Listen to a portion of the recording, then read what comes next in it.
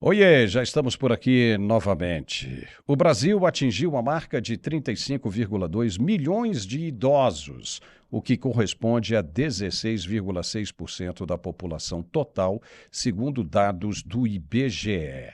Eu vou pedir a você que se inscreva em nosso canal, porque é super importante. Vá ali em cima e dê um inscreva-se, é rapidinho, e depois você compartilha o máximo que você puder. A gente precisa fortalecer isso aqui. Pois muito bem. Desse montante divulgado pelo IBGE, aproximadamente 28 milhões de cidadãos com 60 anos ou mais dependem exclusivamente do Sistema Único de Saúde, o SUS, para consultas, medicamentos e tratamentos de complexidade. Essa parcela populacional já concentra quase um terço das demandas da rede pública, destaque direto da rápida transição demográfica do país. E por trás dessas estatísticas estão histórias de pessoas que dedicaram décadas de trabalho e hoje confrontam a fragilidade da saúde e o isolamento social. São frequentes as dificuldades para acessar métodos diagnósticos, consultas especializadas e leitos de internação. A carência de infraestrutura apropriada e de políticas públicas focadas na geriatria faz com que a velhice seja muitas vezes associada a longas esperas e desassistência. O atendimento prioritário e humanizado não é apenas exigência legal, mas um dever moral e social. Capacitar equipes, reforçar o SUS e aperfeiçoar o acolhimento familiar e comunitário são ações urgentes para garantir a dignidade a quem já muito contribuiu com a sociedade. No entanto, a reestruturação completa da rede pública demanda recursos financeiros elevados. Esse tem sido o primeiro e único argumento de quem não consegue usar a criatividade e capacidade de mobilização para resolver a questão. É sempre uma desculpa. Uma questão que demanda ainda muita força de vontade política. Uma alternativa a esse modelo tradicional é a parceria e a contratação de serviços da rede privada de saúde, que já dispõe de estrutura física e equipamentos prontos para absorver essa demanda ignorada pela administração pública. É ou não é? Em vez de alocar verbas em obras, estruturas, compras de insumos e ampliação de leitos e UTIs na rede pública, o Estado deveria e vai delegar o atendimento à rede complementar privada, arcando apenas com os custos dos procedimentos realizados. Isso vai permitir uma resposta mais rápida e eficiente à população idosa, que deixaria as filas de espera por atendimento decente na rede pública, no SUS. A transferência dessa parcela de pacientes reduziria e vai reduzir a carga sobre a rede pública, liberando recursos e acabando com filas, inclusive para os demais usuários do sistema, que não são idosos necessariamente. Trata-se de uma solução que busca otimizar a gestão dos recursos públicos e oferecer assistência de qualidade com maior agilidade. Assegurar a saúde da população idosa exige decisão política e modelos de gestão eficientes. Com planejamento e integralidade nas ações, é possível, sim, garantir que os idosos brasileiros tenham acesso ao atendimento médico sem a necessidade de contratar planos privados individuais e caríssimos. Eu, Paulo Echevarria, estou pronto e amparado em estudos técnicos para liderar essa transformação e buscar soluções definitivas para a saúde pública, principalmente do idoso. Peço o seu apoio e a sua confiança para trabalhar por essas mudanças e assegurar o respeito que a nossa população merece. Eu estou recebendo hoje aqui um idoso, mas um idoso só assim, no número, porque ele pessoalmente não tem nada de idoso. Está aí cheio de gás. Alfredo Bessoff. Alfredo, você sabia que o governo vai ter que arcar com os custos da saúde do idoso. Vai ser a resposta que o idoso vai dar para o governo que roubou e que continua roubando, metendo a mão no idoso, no aposentado e no pensionista. O roubo do INSS é uma vergonha que precisa ser reparada e essa será a forma do idoso fazer com que o Estado arque com o prejuízo que causou. Salve, salve, Paulo, nossos net espectadores. Eu vou fazer uma pergunta para você. Quantas e quantas vezes você já chegou num posto, numa unidade de saúde e disseram, não dá para fazer o exame porque a máquina está quebrada?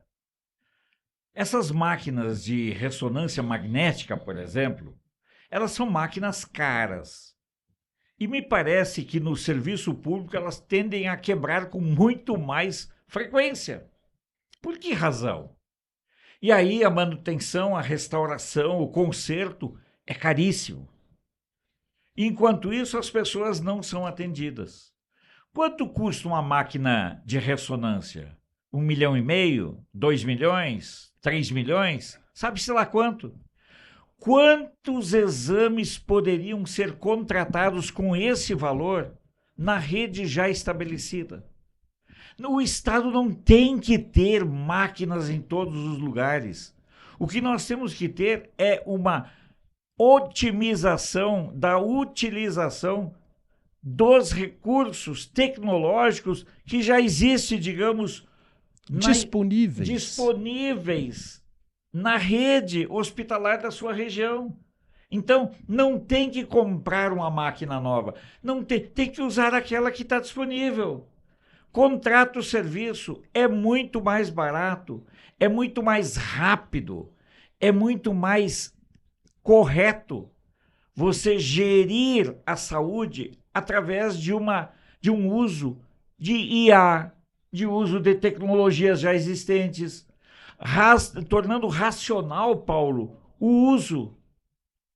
E não é tão caro. Caro mesmo, inviável mesmo, Paulo, é você fazer ter uma máquina que estraga e muitas vezes é estragada deliberadamente, porque na sua manutenção, no seu conserto, tem muitas partes interessadas. Então, meus amigos, vamos apostar numa nova proposta, num novo jeito de tratar a saúde. Eu falo por mim, tenho 67 anos. Como disse o Paulo, felizmente com a condição de saúde que Papai do Céu me possibilita. Agora, se eu for depender de um plano de saúde aos 67 anos, é quanto? 5 mil? 6 mil por mês? E quando eu precisar, eles vão jogar na minha cara que é um plano de saúde, não para doentes? Então, meus amigos, lembre-se, o ministério que mais tem recursos no Brasil é o Ministério da Saúde. Casualmente, e vocês estão vendo aí o episódio do Lulinha, é onde eles mais enfiam a mão. Aposte em ideias, em propostas. Caramba, não, Alfredo, isso é inviável. Por que é inviável? Já foi tentado? Ou é inviável porque isso mexe em estruturas já organizadas? Eu vou dizer o seguinte, Alfredo, é extremamente viável, né? E vou te dar apenas uma pequena dica, né? Porque nós não vamos falar hoje aqui, porque está cheio de espertinho aí, né? Espertinhos aí. Aqueles caras que têm dinheiro, que ganharam dinheiro de campanha e que podem chegar aonde você não chega. Então esses caras vão pegar a sua ideia, a sua proposta e vão prometer e depois não vão cumprir. Entendeu? Se a gente não chegar lá, como isso não vai acontecer, nós vamos chegar lá, porque você sabia que começamos a pontuar em Brasília nessas pesquisas. Nós não acreditamos muito nessas pesquisas, mas começamos a aparecer nas pesquisas, Alfredo. Isso é muito bom. Meu nome, Paulo Echevarria, começou a aparecer nessas pesquisas.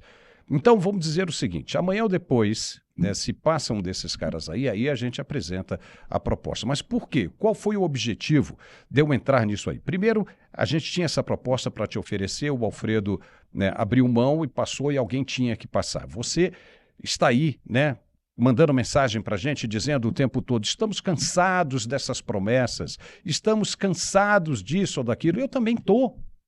É como você, se você tivesse a chance de ir lá e fazer, você não iria? Você que está cansado de ouvir essas promessas, pois é exatamente o que está acontecendo agora. Estamos cansados dessas promessas. Estudamos isso há muito tempo, a vida inteira praticamente, e sabemos exatamente o que fazer. As propostas que serão apresentadas, elas não serão contestadas, ou seja, podem até ser contestadas, mas não serão reprovadas diante dos argumentos em que apresentaremos. Não vai haver argumento para contestar as nossas propostas. Porque eu vou dizer uma coisa que o Alfredo comentou agora. Você sabe quanto que sai o custo, né, de um idoso para o SUS hoje? Natural? Pois é. Sai na casa de R$ 585. Você sabe quanto que sai o custo para uma família no Bolsa Família, quando se recebe o Bolsa Família? Quase R$ 1.000, porque você tem 677,93 centavos, mais R$ 50 para cada filho, mais R$ 70 se a esposa estiver grávida. Depois esses filhos vão crescendo de uma maneira muito rápida e vão tendo outros filhos e assim vão dependendo da Bolsa Família, a coisa é gigantesca. Hoje o orçamento da saúde, né, é o orçamento maior que nós temos na esplanada dos ministérios. Um pouco mais de 270 bilhões de reais. Você sabe quanto que nós precisamos para cobrir todos os idosos hoje do Brasil? Apenas mais 100 bilhões de reais. Aí você diz o seguinte, é muito, é muito. Os caras roubaram no Banco Master quase 5 vezes mais do que isso. O que estão dizendo aí que foram roubados, né, os que foi roubado do INSS, também mais 5 vezes. Isso aí, só aí a gente já teria 10 anos de cobertura para os idosos. Só que não se trata disso, tá? A gente poderia simplesmente dizer aqui o que nós vamos fazer e pronto, que nem a deputada Érica Hilton, quando diminuiu a escala de trabalho para 5x2, falou, se virem! E o governo tem que regulamentar isso aí. Nós nem precisaríamos disso. Nós tínhamos que aprovar as leis, mas para aqueles que são descrentes, aqueles que não estão acreditando no que estamos dizendo, nós vamos mostrar a efetividade da proposta. Da onde virão os recursos? Porque da onde sai, você tem que colocar de novo. Claro, né? Se você não fizer isso, alguém da equipe econômica do governo que aprovar, que tiver que executar, vai ter que desenvolver. Mas nós vamos apresentar isso. Nós vamos quebrar o galho dessa gente. E nós vamos mostrar e você vai dizer, nossa, como é que ninguém nunca pensou nisso? Como é que ninguém olhou para essa fonte de recurso que estava aí? Aí você vai dizer o seguinte, os caras vão meter a mão. Quando os caras verem o dinheiro entrando, Paulo, Alfredo, eles vão desviar, porque tem sido assim, foi assim na CPMF. Porque é um bando de corrupto. Não vão. Porque já pensamos nisso e já fechamos a torneirinha. Você vai ver o que nós vamos fazer para isso aí, que é justamente a primeira coisa delas, né? São várias, mas a primeira delas será transformar o crime de corrupção em crime hediondo e sem foro privilegiado e imprescritível. Ou seja, se ele cometeu num período em que ele era um servidor público, depois saiu, se aposentou, se descobriu, papai, não interessa. Vamos atrás dele, buscar. E os bens que estiverem lá com ele serão todos confiscados. E ele pagará na forma da lei. Que ele saiba disso, que pense nisso antes de cometer a corrupção e desviar novamente o dinheiro dos aposentados, pensionistas e dos idosos. Porque o que essa turma fez no INSS não tem perdão. Serviu para que agora nós chegássemos ao ponto que nós estamos hoje. Não adianta você devolver R$100, R$130 para o idoso lá no que foi descontado. Não! Você sabe que muito idoso morreu porque contava com dinheiro para pagar o seu planinho de saúde, que iria consumir tudo.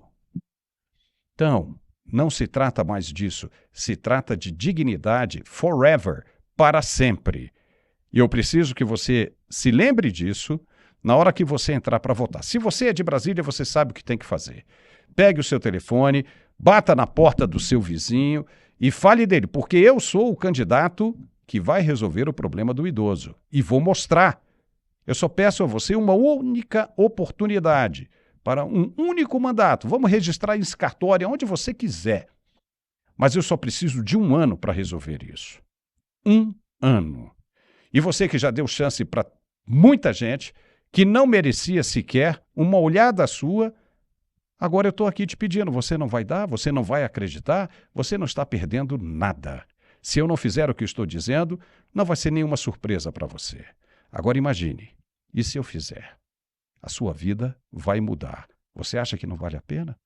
Meu número é 3012. E você que está de fora de Brasília, você também é idoso e vai se beneficiar. Você que não é idoso, você tem um idoso na família, seu pai, sua mãe, seu tio, seu avô, sua avó. E você ainda que não virou idoso, vai virar um dia.